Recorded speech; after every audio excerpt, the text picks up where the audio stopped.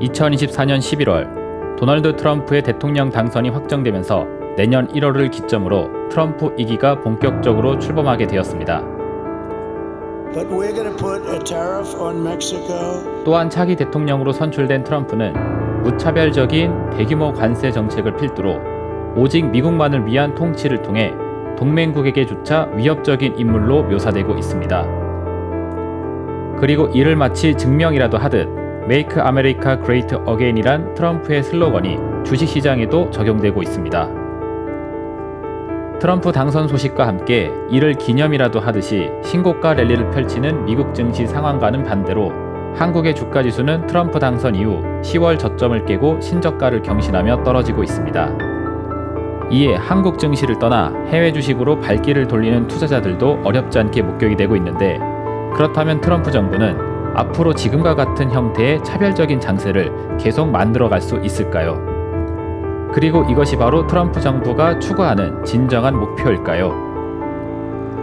오늘 방송을 통해 트럼프 차기 행정부가 궁극적으로 이룩하고자 하는 진짜 목표와 그 목표가 가리키는 진정한 위험성에 대해 경고해 드리고자 합니다.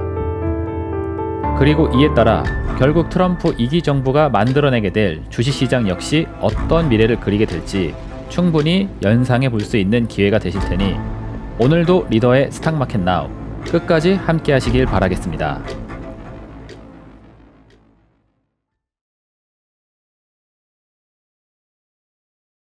자, 오늘 방송에서는 트럼프 2기 정부가 출범함에 따라 앞으로의 시황과 주식시장의 미래는 어떻게 될 것인지 제 견해를 들려드리는 시간 준비를 해봤습니다. 방송 목차는 크게 두 개로 준비를 했고요. 첫 번째는 오래전 계획된 트럼프 2.0이란 이름으로 2025년 대통령으로 도널드 트럼프를 세우자라는 프로젝트가 이미 과거에 있어 왔다라는 사실, 여기에 대해서 잘 모르시는 분들이 많을 텐데 관련된 이야기를 좀 먼저 드려보고자 합니다. 그리고 나서 두 번째 시간으로 트럼프 정부가 계획된 정부가 맞다라면은 궁극적으로 가고자 하는 목표와 목적 역시 뚜렷하지 않을까 생각이 돼요. 그렇다면은 이 목적에 맞는 주식시장에 대한 미래 전망도 좀 더 명쾌하게 해볼 수 있지 않을까 싶어서 관련 이야기를 두 번째 방송 목차로 한번 잡아봤습니다. 자, 그러면 목차 내용 확인되셨으면은 첫 번째 시간서부터 방송 본격적으로 시작을 해보도록 하겠습니다.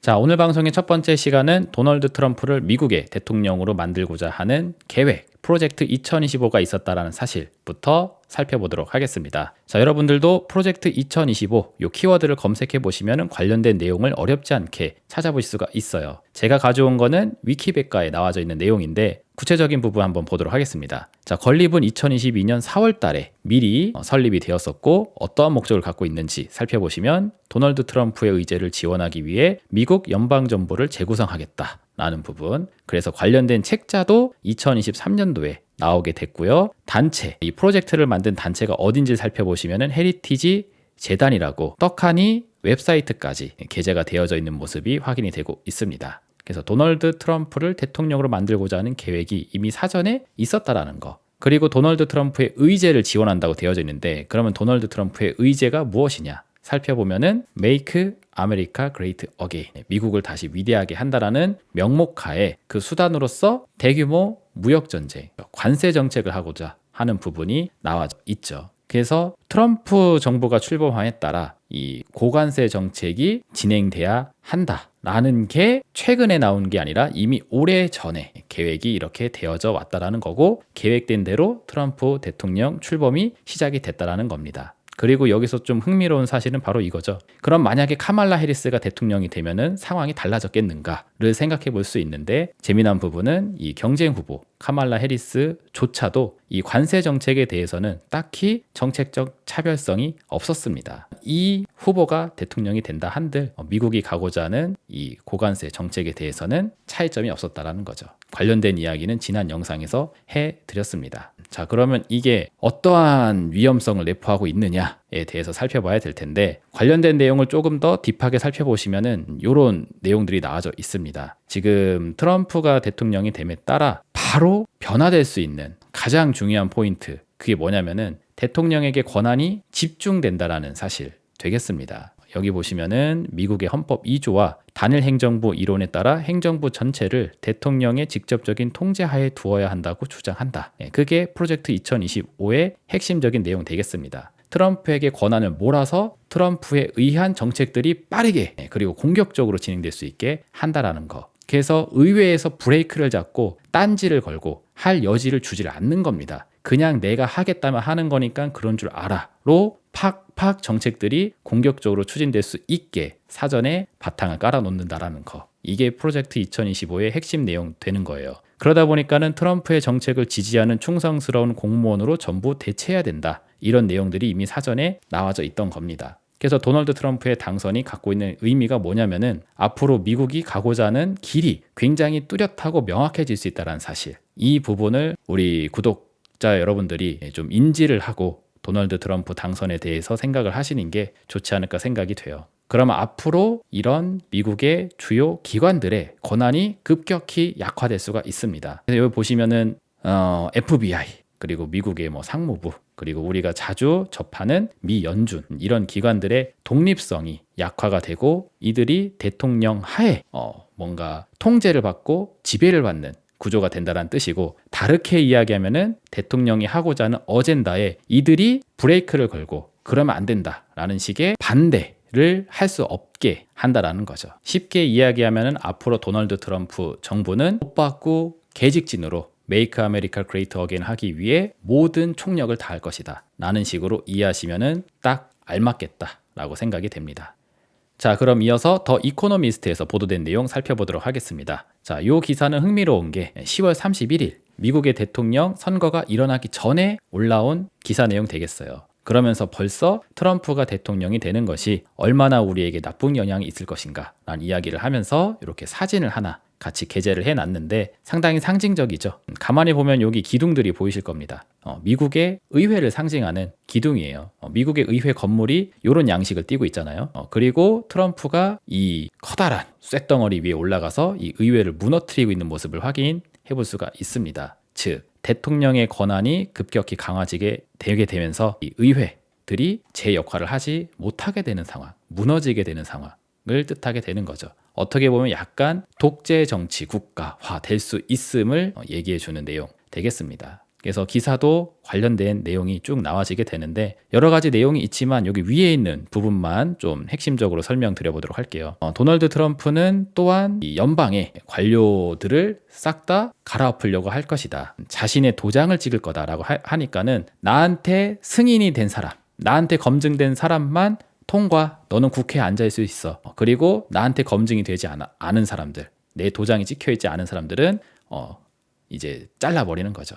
그래서 여기 밑에 이어서 보시게 되면은 권한을 부여받을 것 같다라고 하는데 스케줄 F라고 불리우는 권한이 부여될 걸로 보여진다. 그리고 이 스케줄 F는 어떤 힘이 있냐면은 이 공무원들, 하급 공무원들의 다수를 해고시킬 수 있는 권한이 부여된다고 합니다. 그리고 이어서 보시면은 미국의 탑 제너럴, 그러니까 장군들이죠. 고위 군 간부층에 해당되는 사람을 잘라버릴 수 있는 그런 권한 역시 본인이 가지려고 할 것이고, 그리고 이어서 나오는 부분이 경제적으로 좀 중요하죠. 여기서 이제 파월 의장 이야기가 나옵니다. 그리고 그는 찬스가 있을 걸로 보여진다. 어떤 찬스냐면은 파월을 내쫓을 수 있는 기회, 그리고 파월 의장을 해고시킬 수 있도록 하는 어떤 권한, 이런 것들을 입법부에다가 올릴 수가 있다는 거죠.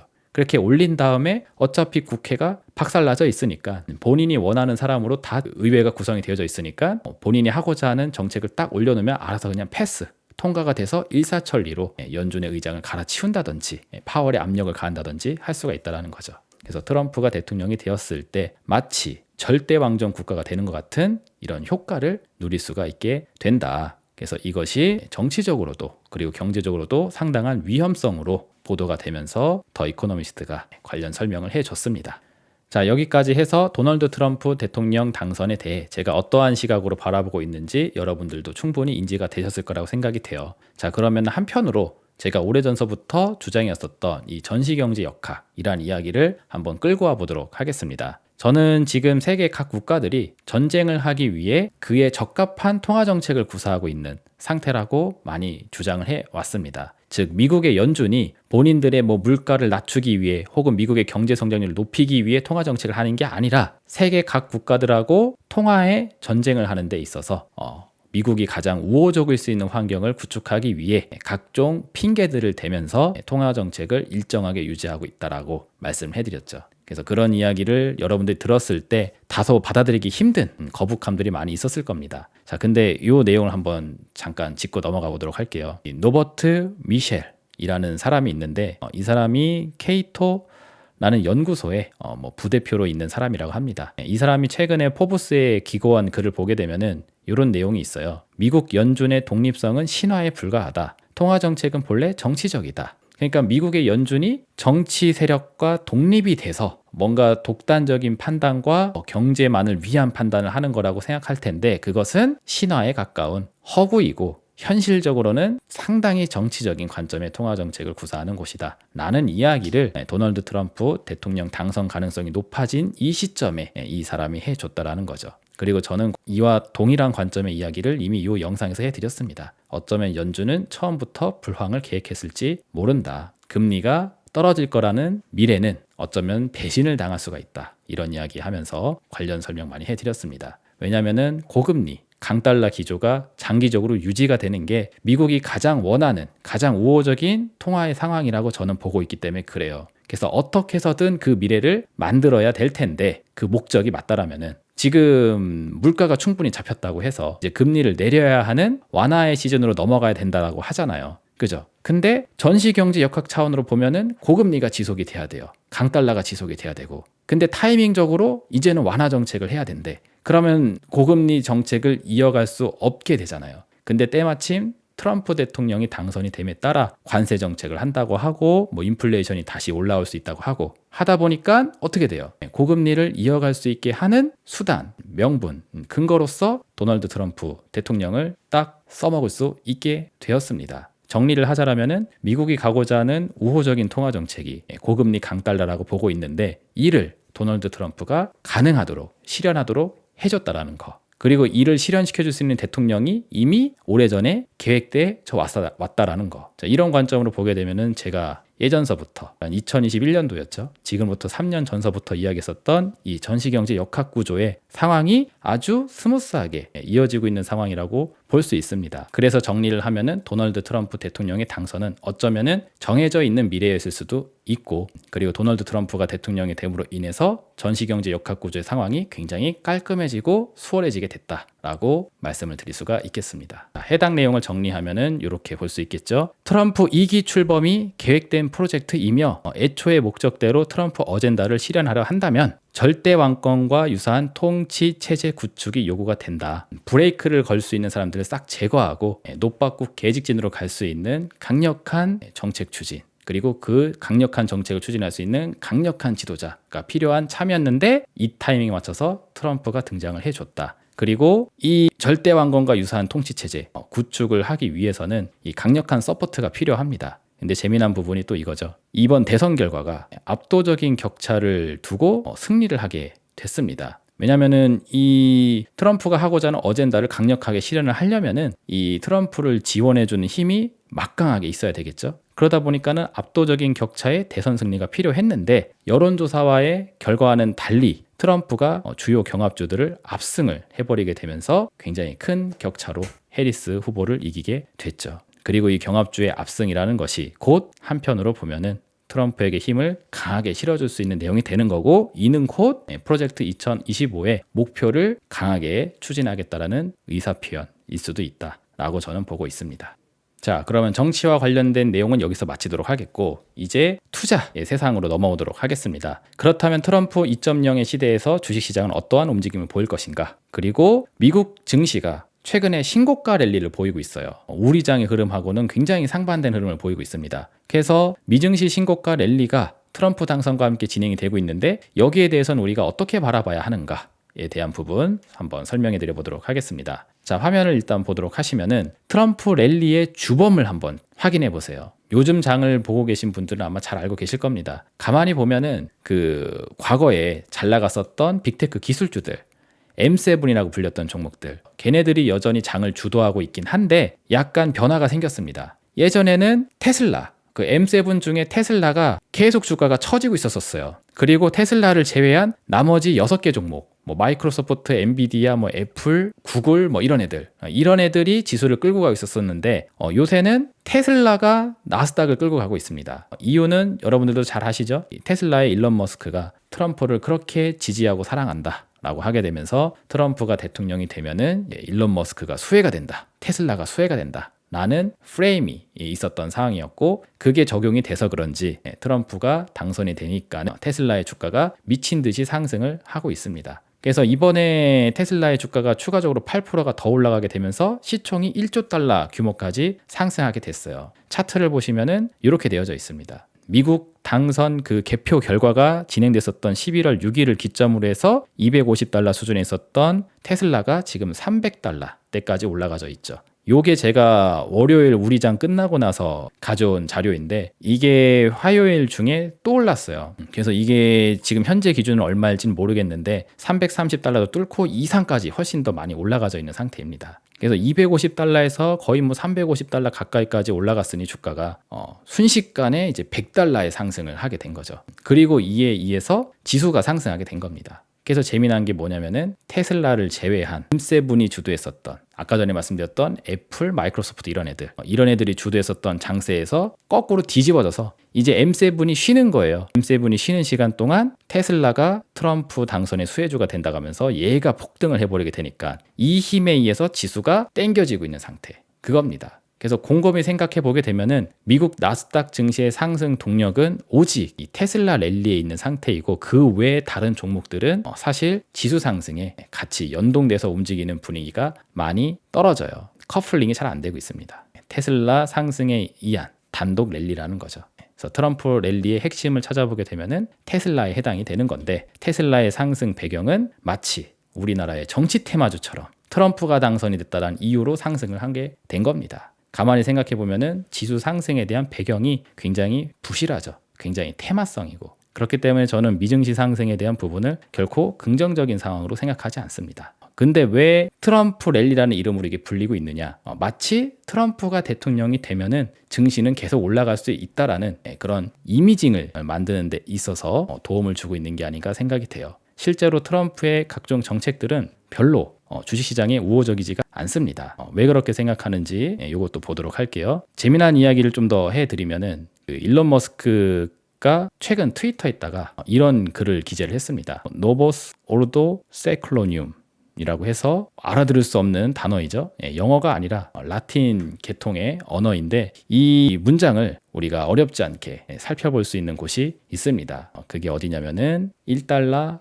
지폐 뒷면에 보시면은 우리가 흔히 일루미나티네 뭐네 하면서 음모론에 자주 등장하는 이 피라미드 모양, 그죠? 여기 아래에 써 있는 요 문구랑 동일한 문구예요. 일론 머스크가 트럼프가 당선이 된 직후에 이런 트윗을 올리게 됐습니다. 그리고 이 뜻이 뭐냐? 영어로 번역을 좀 하자라면은 뉴 월드 오더, 신세계 질서라는 내용을 가지고 있습니다. 트럼프가 당선이 됨에 따라 신세계 질서가 이루어지게 될 테니 나는 거기에 같이 따라가겠노라, 뭐 이런 식의 공표를 한 듯한 이런 문구를 써줬다는 거죠. 그럼 이들이 이야기하는 신세계 질서는 무엇이냐 생각을 해보면은 이미 저는 관련된 이야기를 해드렸습니다. 제가 이런 표현을 굉장히 습관적으로 많이 썼었죠. 벽돌집을 짓기 위해서 모래성이 무너지는 시즌. 그 개념이 바로 이거라고 보실 수가 있어요. 새로운 시대의 건설, 그러니까 새로운 세계의 질서를 만들기 위해서는 구시대의 붕괴로부터 시작을 해야 된다 라는 그런 표현을 많이 하게 되면서 이런 영상도 올려드렸었죠. 물가가 떨어지지 못할 거다. 왜? 신세계 질서가 성립되고 있으니까. 그리고 물가 상승의 새로운 변수, 무역전쟁, 이런 이야기를 하게 되면서 우리가 새로운 세계 질서로 나아가기 위해서는 일단 기존의 시대부터 파괴가 일어나야 된다라는 거죠. 그 얘기가 어떤 얘기냐? 우리가 흔히 음모론 같은 데서 자주 나오는 이야기가 뭐 단일 정보론 이런 겁니다. 세계가 하나의 정보로 구성이 된다 라는 그런 다소 이제 좀 무서운 이야기죠. 그래서 우리가 아까 전에 봤었던 요 지폐, 이것도 뭐 그런 상징성이 있다고 하잖아요. 소수의 지도자들이 세계를 이렇게 내려다보면서 하나의 눈이 세계를 지배하는 뭐 이런 세상, 이게 신세계 질서 하면서 뭐 단일 정보론 하면서 뭐 음모론 이런 이야기 많이 하게 되는데 이 개념이 약간 좀 왜곡된 거라고 저는 생각을 합니다. 우리가 미래의 세대로 나아가는 데 있어서 그 경쟁의 시대가 아니라 하나의 강력한 리더, 지도자에 의해서 세상이 이루어지는 그 시기가 필요할 때, 경제로 표현하면 이렇게 볼 수 있을 것 같아요. 선성장 후 분배. 일단은 파이를 키워놓고 그런 다음에 키워진 파이를 나눠 먹어야지 나중에 뭐 나눠 먹을 게 생기지, 성장도 안 했는데 벌써부터 나눠 먹겠다 라고 하면은 그거는 안 된다라는 거죠. 즉 새로운 미래로 나아가기 위해서는 파이를 키우는 작업이 필요한데, 그 파이를 키우기 위해서는 서로 잘났다고 떠드는 시대가 아니라 누구 하나 강력한 리더가 나타나서 내가 할 테니까 그냥 넌 닥치고 따라와, 이런 식으로 진행이 돼야 된다는 겁니다. 그래서 우리가 경제 성장의 모델을 보게 되면은 이 개발도상국들이 처음에 경제 성장을 할 때 독재 정부로부터 시작하는 경향이 굉장히 높아요. 우리나라의 히스토리를 봐도 1960년대, 70년대 잘 살아보자라고 했었을 때 어떤 정치 체제를 갖고 있었는지 여러분들도 잘 기억하실 겁니다. 그런 느낌. 그래서 새로운 시대를 만들기 위한 그 초석은 경쟁 상대들을 없애고 강력한 지도자, 하나의 지도자, 뭔가 세상이 하나의 리더를 두고 움직이는 듯한 그런 체제를 먼저 구축을 해놓고 그 다음에 성장을 하게 된 다음에 그러면 이제 경쟁자들이 생기겠죠. 그 이후에는 파이가 커졌으니까 이거 또 내가 논아먹겠다 하면서 덤벼드는 사람들이 생기면서 그때는 이제 힘의 균형이 분산될 수 있을 텐데, 그 전에는 일단 먹을 걸 위해 키우는 시간대에는 하나의 리더십이 필요한 상황. 그래서 미국이 그 역할을 하고자 하는데 거기에 반대하려고 하는 세력들은 제거시켜 놓고 그 다음에 성장하러 가자, 이런 개념에서 나오는 거라고 저는 보고 있습니다. 그래서 4차 산업의 미래의 포문을 열기 위해서는 여러분들은 어떻게 생각할지 모르겠지만 이런 단일 정부론 같은 강력한 리더십이 일단은 필요하다고 저는 보고 있어요. 그리고 그 미래를 만드는 과정 속에서 이런 이야기들이 나오고 있는 걸로 보여지고, 그래서 중국과 같은 혹은 러시아와 같은 경쟁 상대를 제거하는 작업, 그죠? 그게 새로운 시대 건설을 위한 초석으로 저는 보고 있는 겁니다. 그리고 그 미래를 만드는 데 있어서 적합한 리더로서 트럼프가 미국의 대통령으로 당선이 된 것이고, 트럼프가 신세계 질서라는 이름을 트윗을 한 이유가 그 미래에 나도 일조하겠다라는 것을 어떻게 보면 좀 천명한 셈이지 않나, 나는 이런 식으로 저는 보고 있습니다. 그래서 도널드 트럼프의 대규모 관세 정책이 갖는 의미가 크다고 저는 보고 있어요. 왜? 이 관세 정책에 의해서 중국이라든지 러시아와 같은 미국의 대항 세력들의 힘을 완전히 빼놓을 수가 있거든요. 즉 관세는 이제 전쟁입니다. 전쟁을 해서 그들의 힘을 빼놓는 작업이라고 저는 보고 있어요. 자, 왜냐면은 이전에 제가 요 멤버십 영상에서 자세한 내용 담아 드렸는데 멤버십 회원분들은 요 영상을 보셨기 때문에 요 이야기를 잘 알고 계실 겁니다. 관세는 부과를 당하는 대상국, 그리고 관세의 수입을 받는 그 대상국 모두 해로운 정책이라는 사실, 그 누구에게도 베네핏이 없어요. 그러니까 도널드 트럼프가 미국을 위한 정책으로서 관세를 부과한다고 하는데, 그러면 미국이 그레이트 어게인 하는데 도움이 되느냐? 제가 알고 있는 경제 이론상으로는 전혀 그렇지가 않습니다. 서로 피해가 생겨요. 단 내가 갖는 피해보다는 상대국 피해가 더 생길 거다라는 게 관세 정책입니다. 그래서 역사적으로 관세는 계속 낮아져 왔어요. 그 누구에도 도움이 되지 않다 보니까. 그래서 점점 세상은 자유무역의 세계로 가고 있었던 트렌드를 가지고 있습니다. 근데 이 자연적인 트렌드를 역행하고자 하는 게 트럼프예요. 자국에게 해가 됨에도 불구하고. 그 이유는 저는 하나밖에 없다고 보는 거죠. 우리에게 피해가 생길지언정 다른 나라의 피해를 더 세게 줄 수 있다면 기꺼이 나는 그것을 하겠다. 근데 이게 뭐냐? 이게 전형적인 전쟁이죠. 전쟁이 딱 그거잖아요. 전쟁에서 승리하는 국가라고 해서 뭐 피해가 안 생기느냐? 아니죠. 전쟁에 승리하는 국가도 많은 비용이 낭비되고 많은 군인들이 희생을 당하는 그런 피해가 생기게 되게 됩니다. 그럼에도 불구하고 다른 나라를 파멸시킬 수 있다라면은, 힘을 빼놓을 수 있다라면은 기꺼이 이를 택하겠다라고 하면서 진행되는 게 전쟁인데, 이 경제에서 진행되는 전쟁이 있다라면 바로 이 관세 정책이라는 거죠. 그리고 어떤 대통령이 되든지 간에 미국은 이를 원한다고 하는 걸로 보아 제가 보는 입장에서 미국은 신세계 질서를 만들기 위해 경쟁국을 제거하는 전쟁의 길을 기꺼이 걷고자 한다라는 생각을 확실히 갖고 있는 걸로 보여집니다. 그래서 이런 고관세 정책의 진정한 목표는 국가 간의 대립을 지속시키는 거죠.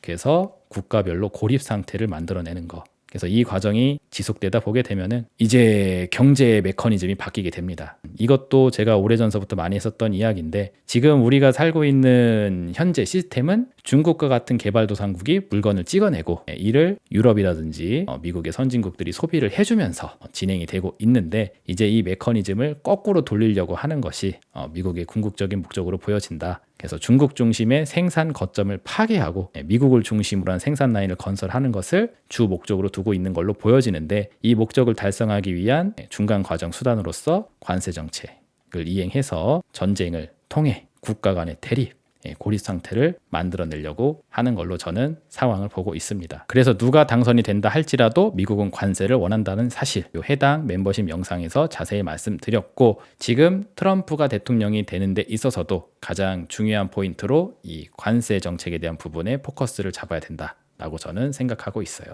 자, 그러면은 트럼프의 효과, 트럼프 당선 효과는 실질적으로 어떠한 효과를 내게 될지 굉장히 쉽게 이제 이해를 하실 수 있을 거라고 생각이 됩니다. 자, 보시면은 카슈카리 여는 청재가 이미 이런 이야기를 하고 있죠. 트럼프발 관세에 대응한 무역 보복은 장기 인플레이션을 만든다. 그러니까 트럼프가 관세를 매기면은 그 관세를 당하는 나라가 가만히 있겠느냐? 아니라는 거죠. 그에 따른 무역 보복을 하게 될 텐데, 이로 인해서 인플레이션이 유발된다.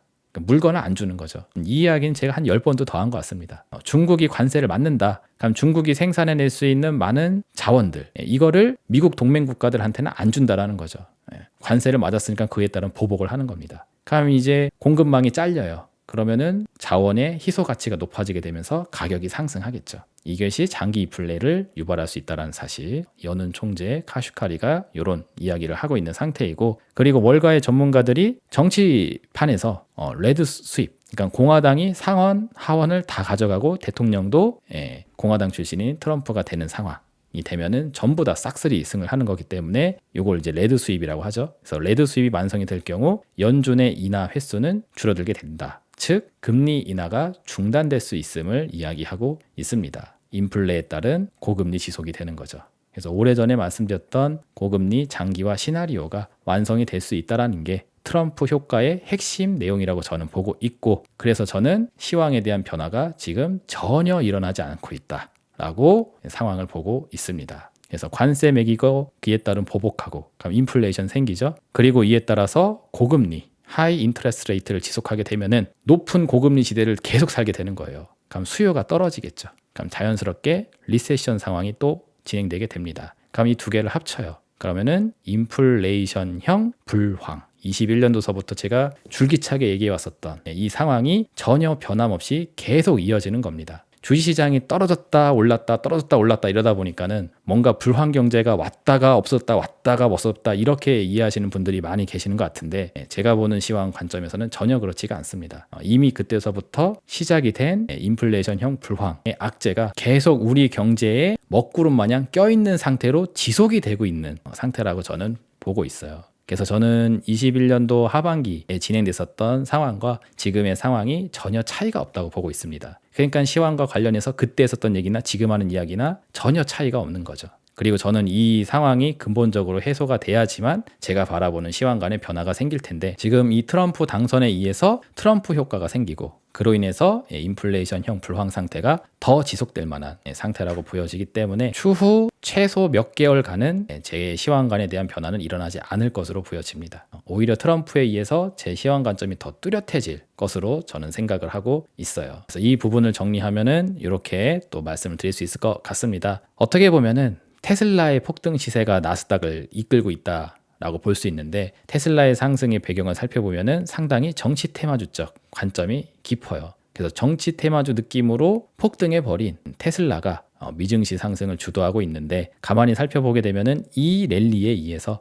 트럼프라는 사람이 대통령으로 됨에 의해 찾아올 수 있는 경제 효과, 이것이 지금 싹 무시되고 있는 상태이다. 그래서 저는 인플레이션형 불황을 통해 신세계 질서, 초석을 쌓는 것이 트럼프 2.0 시대의 궁극적인 목적지라고 생각을 하고 있고, 여기에 여러분들이 공감을 하신다라면은 미증시 상승을 생각하시지 마시고 지금 달러와 금리가 다시 오르고 있는 상황에 집중을 해보실 수 있을 거라고 생각이 돼요. 고금리 장기화 시나리오가 구체화되게 되면서 최근 달러가 다시 상승하고 금리가 다시 오르고 있죠. 그래서 금리가 내려갈 거라는 기대가 배신을 당하는 상황이 연출이 되고 있습니다. 자, 그리고 트럼프라는 인물에 대해서 한 가지 더 첨언을 하고자 하는데 프로젝트 2025에서도 말씀드렸지만 트럼프에게 절대적인 권한을 부여해주고 있다라고 말씀해드렸죠. 근데 이 상황이 갖는 이면을 또 봐야 돼요. 지도자, 막강한 권력을 갖는 지도자로서 트럼프가 당선이 된 만큼 추후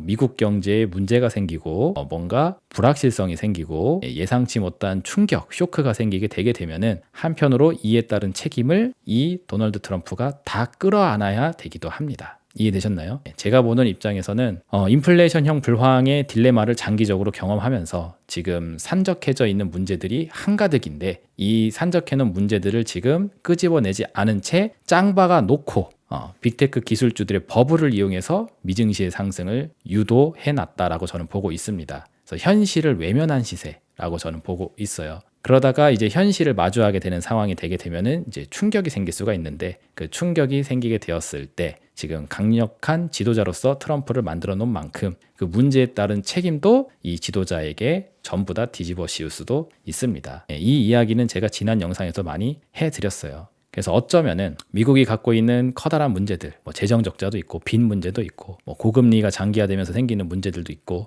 다양하게 있겠죠. 집값 문제도 있고 이런 것들의 책임을 이 한 사람에게 몰아버리기 위해 어쩌면 막강한 권한을 주는 걸 수도 있지 않을까 생각을 하고 있습니다. 그래서 다시 정리하면은 미국 증시 상승이 도널드 트럼프에 의해서 계속 이어질 수 있을 것 같은 분위기 혹은 그런 무드가 진해지고 있는데 실상 트럼프의 시대가 실행이 되게 되면은 실질적으로 주식시장의 강세가 이뤄지지 못할 가능성도 충분히 높다라는 거죠. 왜? 고금리가 장기화되는 과정에서 생길 수 있는 각종 트러블들이 우리가 맞이할 수 있는 미래라고 보고 있으니까. 자, 그래서 차트적인 부분도 잠깐 말씀을 드려보도록 할게요. 우리 2021년도 당시 이야기를 잠깐 해보려고 합니다. 지금 보고 계신 차트는 나스닥 차트인데 21년도 11월 달에 16,200포인트에서 정점을 찍고 22년도에 이제 하락장으로 넘어가게 됐어요. 그리고 코스피는 2021년도 6월 달에 정점을 쳤습니다. 그래서 우리 주가 지수는 이때 정점을 아직 못 넘고 있죠. 이때 코스피가 3,300포인트대까지 올라갔었는데 이때 당시 만들었던 피크가 지금까지도 역사적인 최고점이 되어져 있죠. 이 이야기를 굳이 왜 하느냐? 잘 생각해 보시면은 코스피는 이때 정점을 찍고 떨어지기 시작을 했어요. 그리고 그 시간 동안 나스닥은 상승을 했습니다. 그러니까 사람들이 하는 말이 뭐냐면은 미국장은 저렇게 잘 나가는데 왜 한국 증시는 이 모양 이 꼴아지냐? 그래서 우리나라 주식장 떠나야겠다 하면서 이 약 5개월 정도 되는 시간 동안 이 해외 투자에 대한 붐이 일어나게 됐습니다. 미국 주식 사러 가야 된다고. 근데 지금도 분위기가 엇비슷하게 나고 있죠. 근데 이렇게 5개월 동안 상승했었던 미증시도 결국 21년도 11월을 기점으로 해서는 본격적으로 떨어지기 시작을 해서 코스피가 있는 위치를 향해서 내려오게 됐습니다. 그리고 이때 나스닥의 낙폭이 코스피의 낙폭보다 훨씬 더 컸어요. 더 많이 상승을 해서 그런지 내려올 때도 더 빠르게 내려오는 감이 있었습니다. 그래서 제가 위에 뭐라고 써놨냐면은 오버히팅이 오히려 주식시장의 하락을 만든다. 즉 하락하기 위해서 과열 구간, 오버슈팅 구간, 오버히팅 구간을 만들게 됐다라는 거. 그리고 만약에 지금 진행되고 있는 미증시의 상승이 이 하락을 만들기 위해 오버히팅 구간을 만드는 거라면은 코스피가 이상한 게 아니라 나스닥이 이상한 거죠. 위장이 이상한 거죠. 그리고 나서 나중에 나스닥이 코스피가 있는 위치를 향해서 내려오게 되게 되면은 결국 같은 기술적 위치에서 또 만날 수도 있게 됩니다. 그래서 이 시차, 코스피의 피크와 나스닥의 피크의 시차가 5개월간 있었다는 사실을 기억하시면서 만약에 이번에 이게 또 비슷하게 재현이 된다라면은 머지않은 시간대 미증시의 피크점이 나와줄 수도 있지 않을까 생각이 되고 그때 미장이 좀 낙폭을 과대하게 일으키면서 떨어진다 하게 되면은 코스피가 이상하게 안 좋은 게 아니라 나스닥이 이상하게 좋았던 거구나 라는 생각도 하실 수 있게 될 거라고 저는 보고 있습니다. 자, 그래서 마지막 정리글 올려드리고 이제 인사드리도록 할게요. 지난 시간 동안 제가 말씀드렸던 것들을 좀 종합해 보시게 되면은 트럼프 대통령이 당선이 되게 되면서 관세 정책이 나온다고 하고 있고 이로 인해서 물가 상승 압력이 다시 생기고 있습니다. 그러다 보니까는 제가 전망했었던 미래 금리가 내려갈 거라는 기대가 배신을 당할 거라는 거, 그리고 달러는 강달러 상황을 지속할 수 있을 거라는 거, 이로 인해서 환율이 내려오기 쉽지 않을 거다. 상승 함정을 계속 받게 될 거다. 그러다 보게 되면은 제네시스 아반떼 효과, 안 그래도 제네시스인 달러에 수급이 몰리고 안 그래도 아반떼인 우리나라 증시에서는 자금이 떠나는 현상이 나오게 되고, 이에 따라서 코스피가 정점을 치고 내려올 수 있다는 상황. 그로 인해서 우리나라 대표 기업, 가장 펀더멘털이 튼튼하다고 하는 기업 삼성전자가 다시금 오만전자의 상황으로 돌아와 버린 상태, 이런 것들이 지금 목격이 되고 있습니다. 그래서 이와 관련된 종합적인 전체 해당 내용들이 고금리 장기화 시나리오, 수요 충격 플러스 공급 충격 상황의 지속에 해당되는 내용들이에요. 그래서 이게 예측된 범주 안에서 충실하게 진행이 되고 있다, 그 얘기죠. 근데 딱 하나, 이제 남은 건 딱 하나, 미증시가 신고가를 쓰면서 시황을 무시한 랠리를 하고 있다는 거. 그래서 얘는 하락 추세의 전환이 지금까지도 일어나지 않고 있는 상태입니다. 근데 이제 요거 하나가 남아있는 게 아닌가 생각이 됩니다. 그래서 미증시의 하락 추세 전환까지 목격이 되게 되면은 이제 대다수의 내용들이 제가 예측해놨었던 범주 안에서 이제 진행이 되게 되는 거죠. 그리고 미증시의 하락 추세 전환을 만들기 위해서는 증시 상승의 주범, 이 빅테크 주가들이 떨어져야 되겠죠.